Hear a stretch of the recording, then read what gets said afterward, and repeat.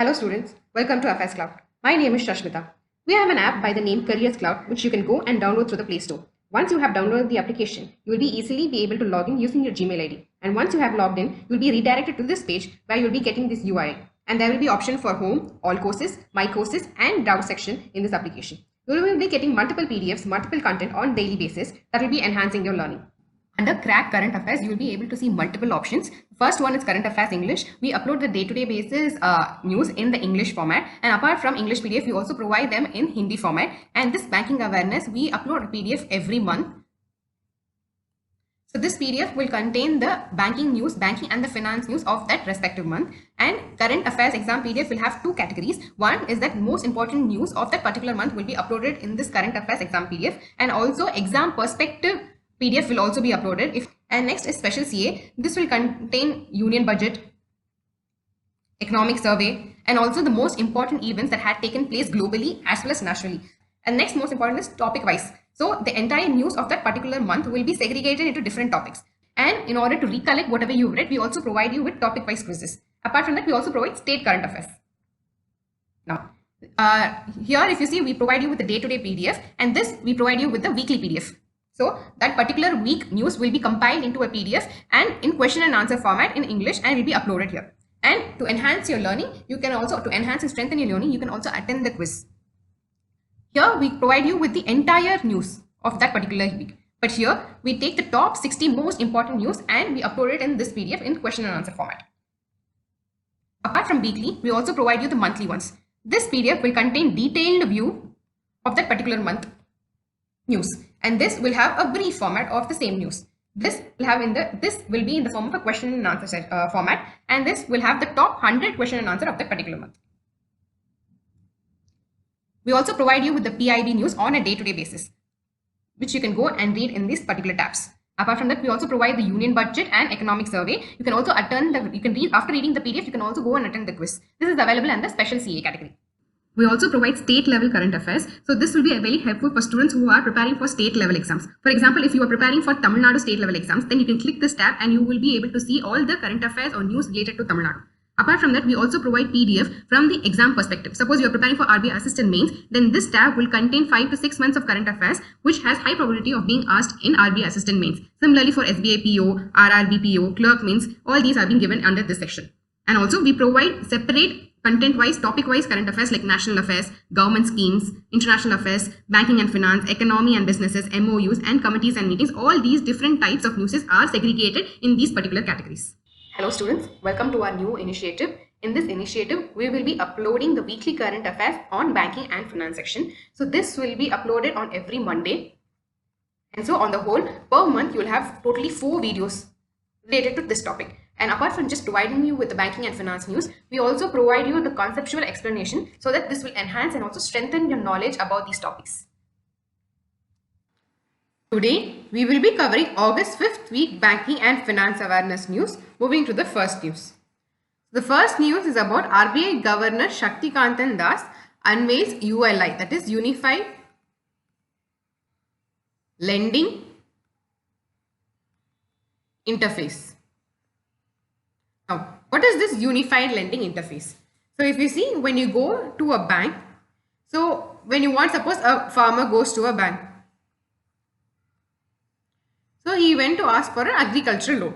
So what documents the bank will ask from the farmer apart from the KYC? So the bank will ask the land documents. So yeah, the bank will ensure that the land is in the name of the farmer before sanctioning the agricultural loan, because land is the main thing before sanctioning an agricultural loan. So for that, it will ask for the land documents and then process the documents. It undergoes the process and then it sanctions the loan. So this is how it works. So using this ULI, what will happen is that generally these land records, they are stored in the state government's system. So the state government will have the details of this land records in that system. So using this ULI, what is that? You can develop a connection establish a link between this bank and the state government so that you can directly get the data from the state government and process the loan. And so this, if you see, it is a kind of frictionless credit. So less amount of paperwork is required, less amount of time is required, and you are collecting the data from a very trusted source also. So this will help in increasing the number of loans that is processed per hour or per minute. This is the main purpose of this ULI. So wherever the data are isolated in various systems, all these data will be connected and will be used by the banks to process the loans.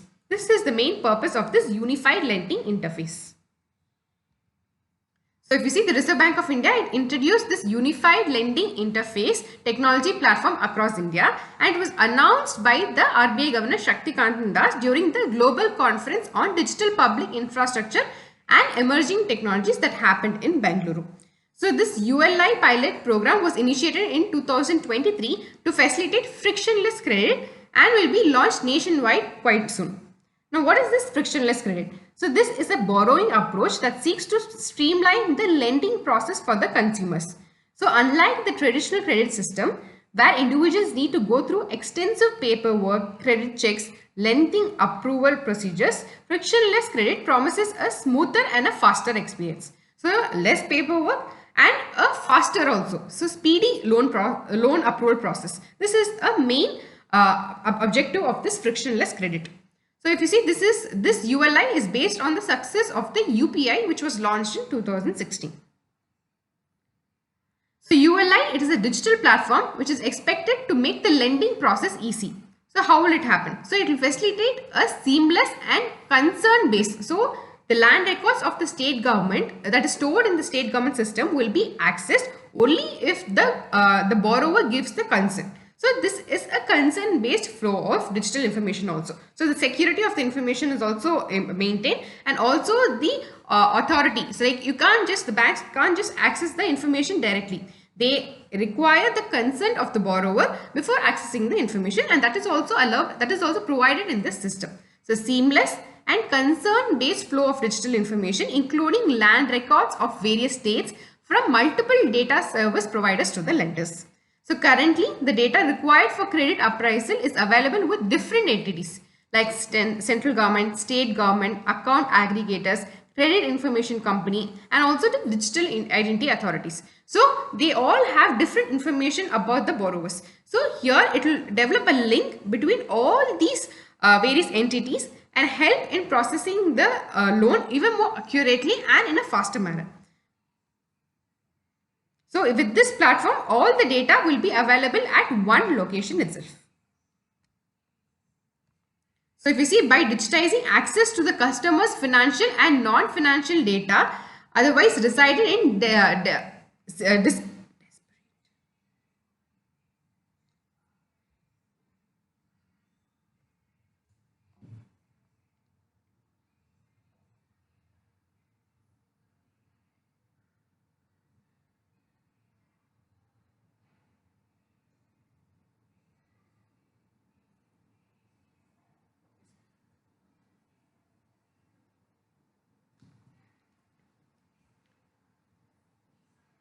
So by digitizing access to the customer's financial and non-financial data that otherwise resided in disparate silos. So disparate silos means isolated systems. ULI is expected to cater to large unmet demands for credit across various sectors, particularly the agriculture and the MSME. So the data that was available or that is still available in isolated system will be now available together in one system using this ULI.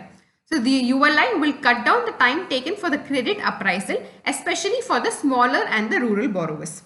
The ULI architecture, it has common standard API, that is application programming interface, designed for a plug and play approach to ensure digital access to information from diverse sources. So this is the purpose of the ULI, that is Unified Lending Interface. It is still in pilot mode and is not being launched entirely in India.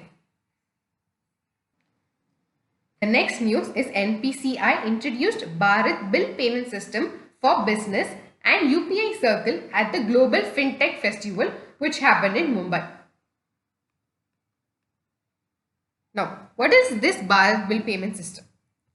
See, when you want to make multiple payments like your EB payments or your gas bill or your water bill, so initially how it used to happen was that you have to create an account in the electricity website. So each state government will have an electricity website, electricity board website. So there you have to go create an account and then enter your consumer number, and then you pay the bill.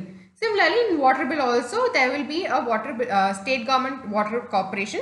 There you have to create an account and make the bill. So it was quite tedious for the customers because they have to remember the username and password of each and every website, and they should make the payment on a regular basis. So by the introduction of this Bharat bill payment system, they could do all types of bill payment under one roof at any point of time. So this is the main purpose of the Bharat bill payment system, where a system which can be used to make all types of bill payment.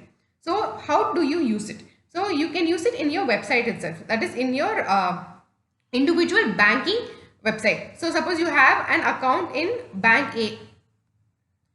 So you have an internet banking facility of that bank A. So log into your account, and there you will be able to see this option Bharat bill pay. So here you have to click pay bill, and then you have to select the category, whether it's electricity or gas or any water. So water connection. So you have to select the category and then enter the biller name, and then you have to enter your consumer number, and then you can make the bill payment. So it is very easy. Similarly, if you want to make bill payment for gas, the same, you have to select this and then proceed. So this becomes very easy for the customer. Under one single roof, they can make the entire bill payments for all type of entities. This is the purpose of the Bharat bill payment system, which really helps the customers. Now this has been introduced for the business. So if you see what will do to the business. So this will simplify the business to business transaction across various platforms. So if you see, it will help or simplify and automate various invoice payment process for daily business operation irrespective of the size of the business. So if you see, business, they have a lot of transactions. So they have to make frequent invoice payment. So if they store it under one roof, then it will be very easy for them to make the invoice payment on a regular basis. This is the main purpose for introducing the Bharat bill payment system for the business. So apart from that, one more thing was introduced, that is the UPI circle, that is Unified Payment Interface Circle. So this idea was introduced to the country in the MPC meeting. That is the 50th MPC meeting that happened in the month of August. So this UPI circle is nothing but a delegation payment. So a single UPI ID can be used by multiple people.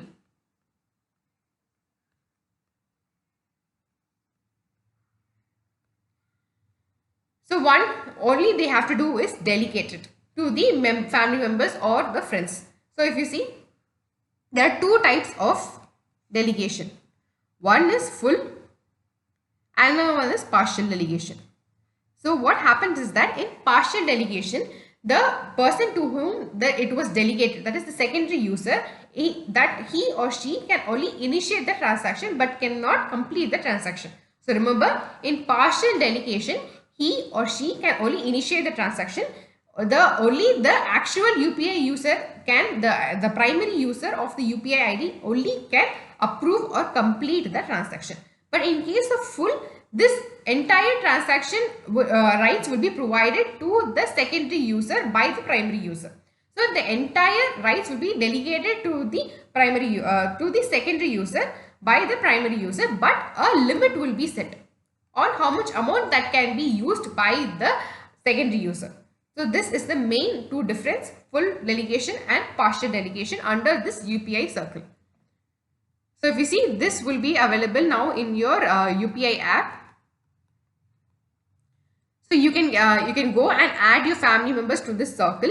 So if you give them only partial delegation, in that case, when they initiate a transaction, you will have this kind of message. So after receiving this message, you have to go and authorize the payment. Only then the payment will be successful. This is in case of partial delegation. And in case of full delegation, you will set the limit to the secondary user. So to this person, you will set a limit, say maybe 15,000.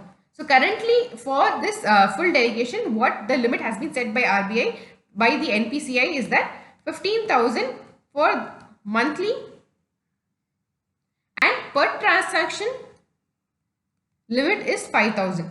This is the current limit that is being set by the NPCI. This might increase further in the future months, but as of now, the limit is 15,000 monthly in case of monthly, and per transaction, the limit is 5,000. So this limit will be set by the primary user to the person to whom this full delegation has been provided. And also after this, the primary user can also track the transaction. So the primary user can also know that where this money has been spent by the secondary user, because the end request or the approval will not go to the primary user, right? Unlike the partial allocation. So if the primary user wants to know that where has this person spent all his money that I have provided, then they can go and track the transaction. That option is also available. So these are the two things that have been introduced under the UPI circle, that is the partial and the full delegation. And also one more thing that was introduced was the Bharat Bill payment system for the business. The next news is RBI recognized FinTech Association for Consumer Empowerment as an SRO FinTech. Now, we all know that SRO, it acts as an intermediary between the regulator and the entities. So what it does is that it helps the regulator in monitoring the entities. So the rules and regulations are framed by the regulator. The SRO will help the regulator in supervising the entity. It will make sure that the entities follow the rules and regulations set by the regulator. And also it will also represent the entities to the regulator. So there will be a lot type of entities in this SRO.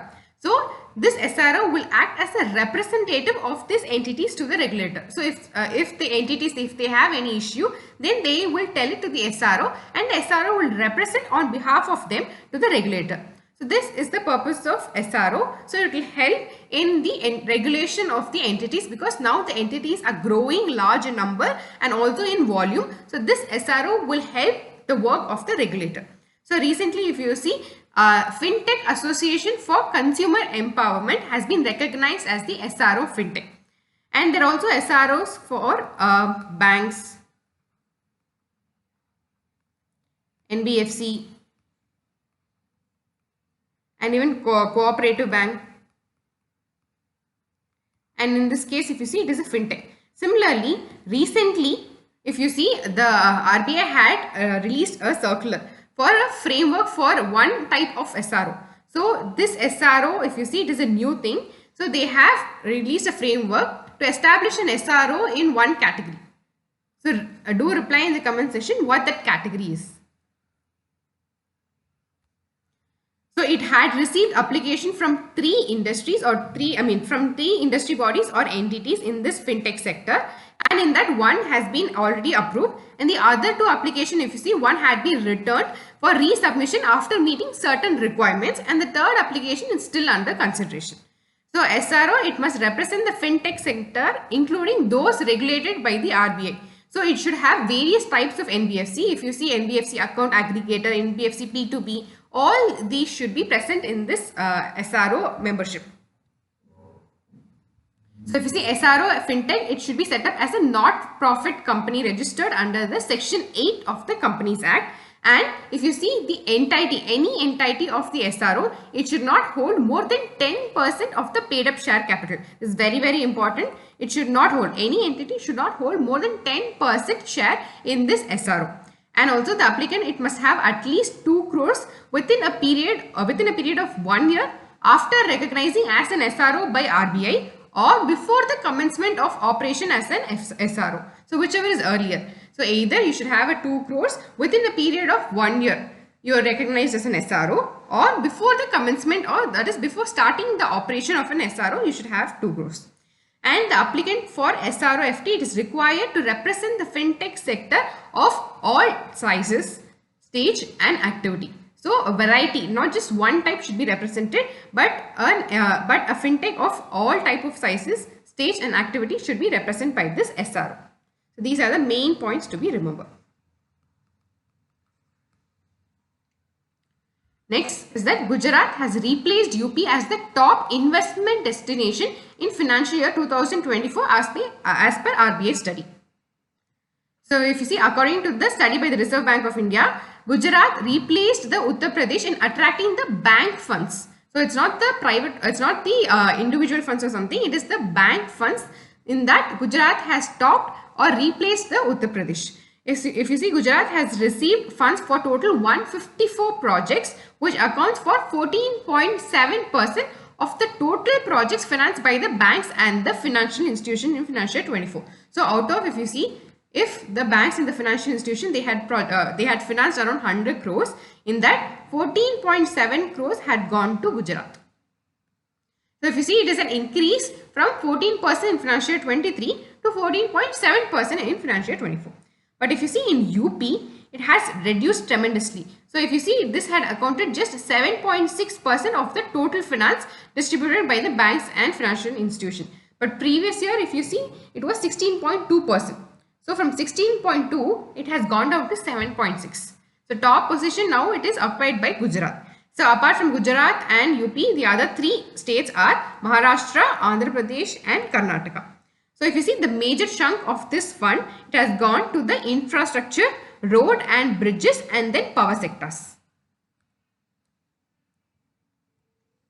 The next news is about GDP growth. So if you see SBI research report, it has projected that the India's GDP growth in Q1 will be likely around 7.1%, which is in line with the RBI forecast as well. So if you see, the growth projection is in alignment with the Reserve Bank of India's forecast for India's GDP. So what is RBI's projection is that in financial year 25, it will grow at 7.2%. For Q1, it is 7.1, Q2 7.2 and Q3 7.3. And for Q4, it has projected 7.2%. So what is the main reason for this projection, for 7.1 projection by SBI? So the main reason is that in Q1 financial year 25, around 4,000 listed entities, they have reported a top line and a bottom line growth of 9%. So if you see, the top line is nothing but the turnover or the sales, and bottom line here is the profit. So both the top line and the bottom line has grown of about 9%. And also the report estimated that the agriculture growth is going to rebound to 4.5 to 5% in financial year 25, which is around 30 basis point more than the RBI forecast. So SBI, it had projected 7.1% for this Q1 FY25. This was the same projection by RBI as well. So the chairman of SBI is C.S. Setty. So he has just replaced the previous chairman Dinesh Kara on August 28, 2024. The headquarters is in Mumbai, Maharashtra.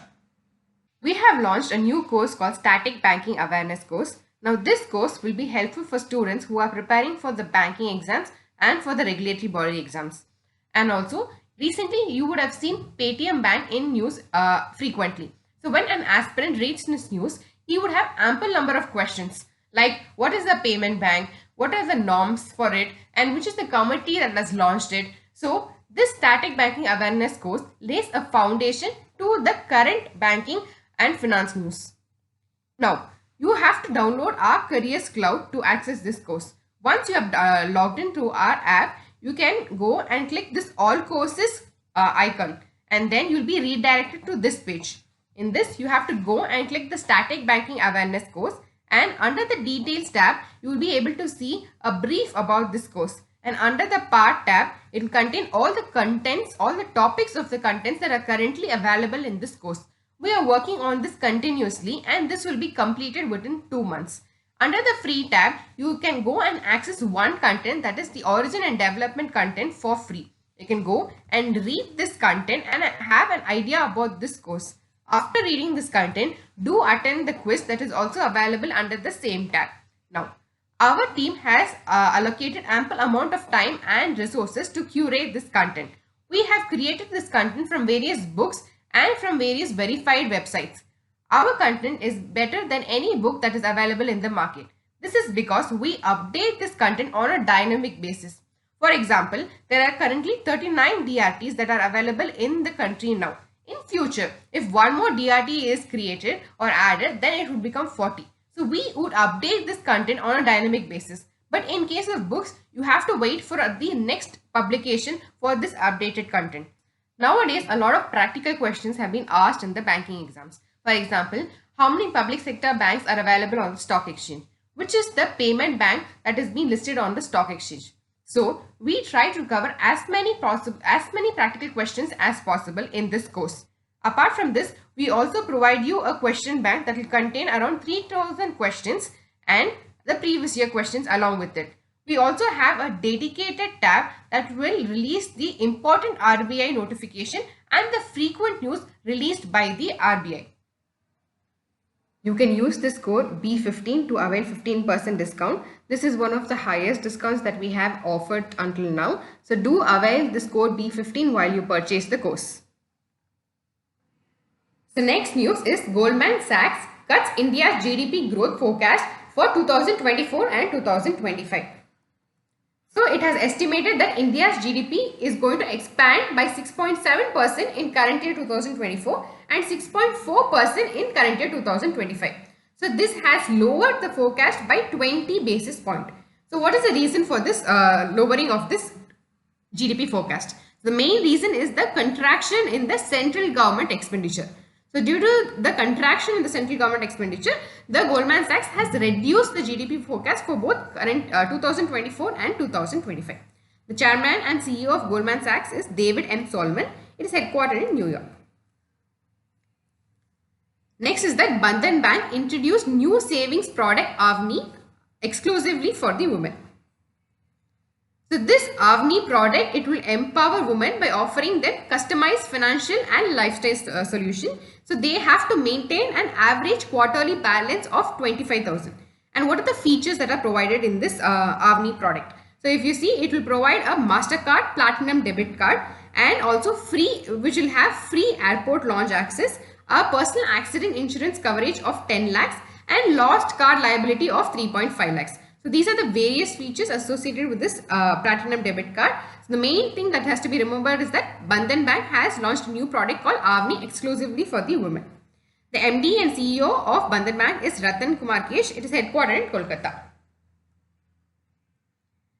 Next is that India's GDP projection. So if you see, India's credit rating agency, it has projected India's GDP to go to a 6-quarter low.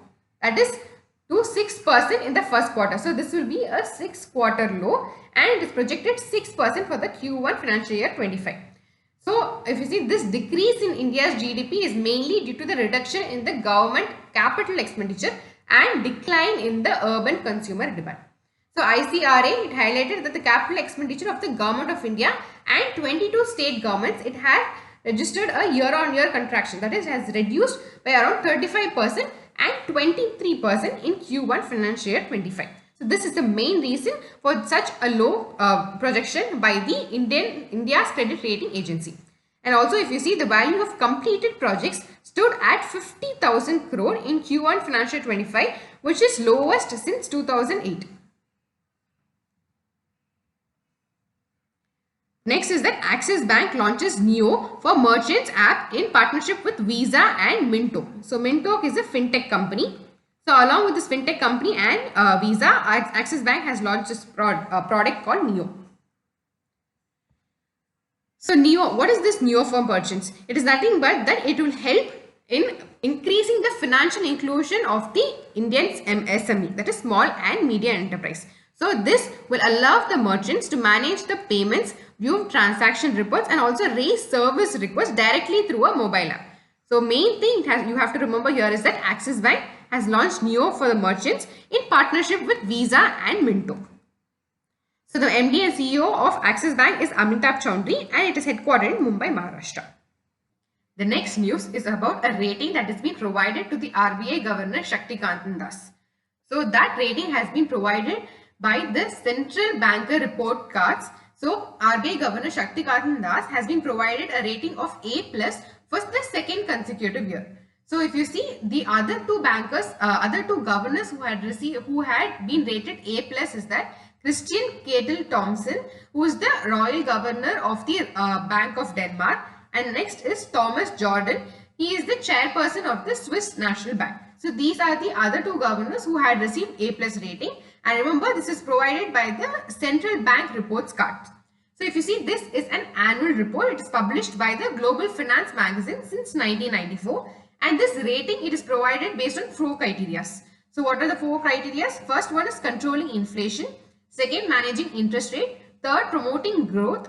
And the last one is maintaining the stability in the domestic currency exchange rate. So remember these four categories, four criteria. It is very, very important. So the first one is that inflation, second interest rate, third economic growth, and fourth is the exchange rate stability. So these are the four criteria, and it is released by the Central Banker Report Card, and this is an annual report. The next is that Tata AIA Life launches Sampurna Raksha Promise. It is a new term insurance product that has been launched by Tata AIA Life.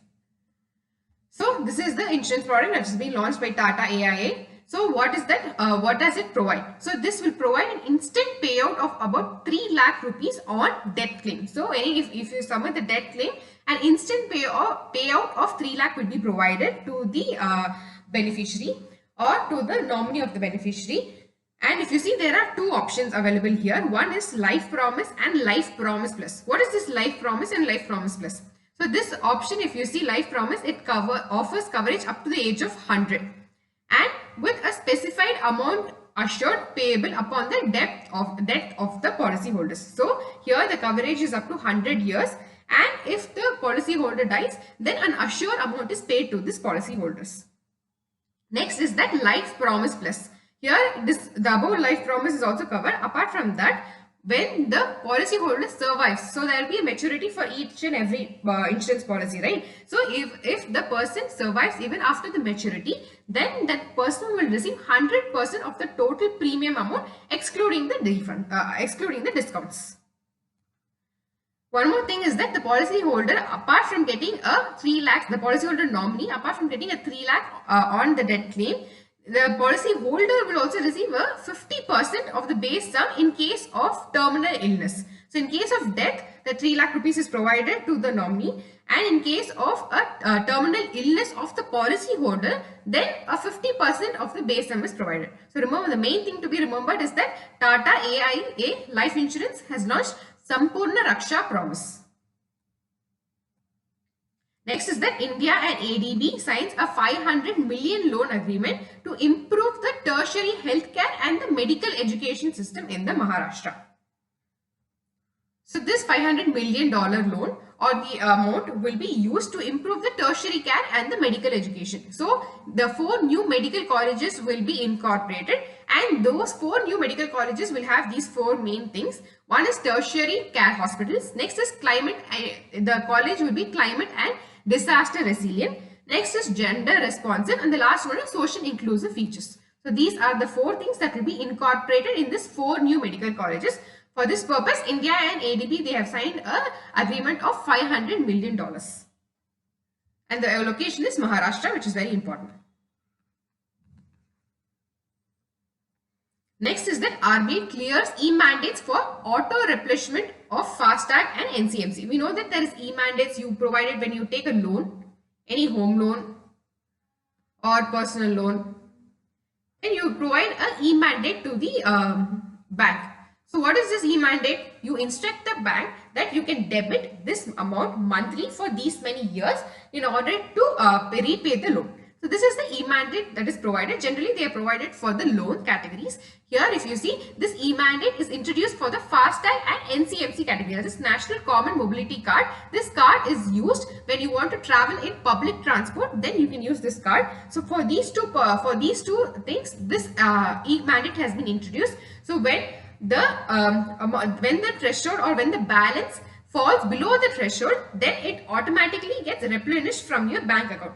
So suppose if you had set the threshold of some 1000 in the FASTag, so if the balance in the FASTag goes below 1000, suppose it becomes 800, then what happens, then automatically it is replenished from the bank account. This account will be credited.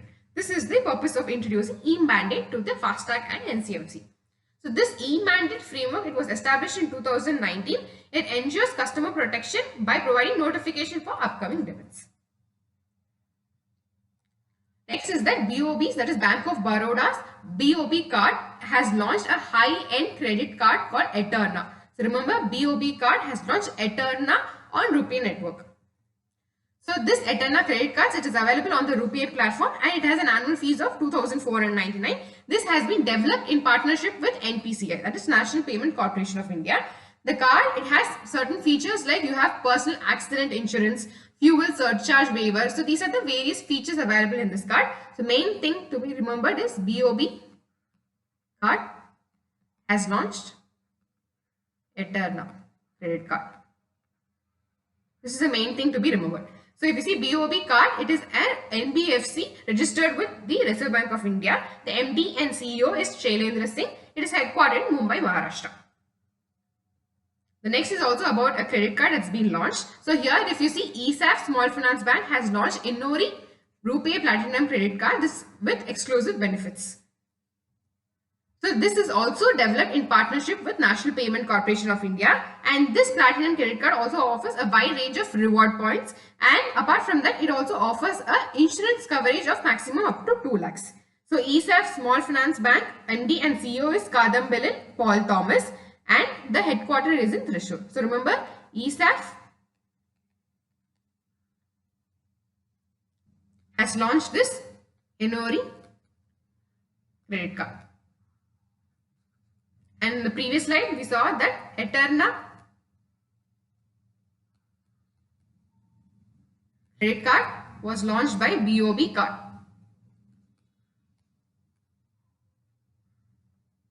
Next is also about an insurance. So if you see, India First Life has become the first Indian life insurer to start operation in the GIFT City.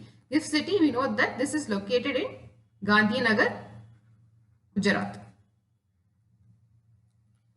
So India First Insurance Company has become the first Indian life insurer to start operation in the GIFT City, Gandhinagar, Gujarat. So the shareholders, so if you see, there are currently 3 shareholders of this India First Life Insurance Company. They are Bank of Baroda, Union Bank of India and Caramel Point Investments India Private Limited. So the main purpose to start an operation in the GIFT City is to provide products to the international customers. So if you see, it has launched a product called India First Life Wealth Wise Plan exclusively for the international customers, and for this purpose, this India First Life Insurance Company has started its operation in the GIFT City. The MD and CEO of India First Life Insurance Company is Rushabh Gandhi. So remember this. And India First Life is the first insurance company to start its operation in the GIFT City. First Indian life insurance.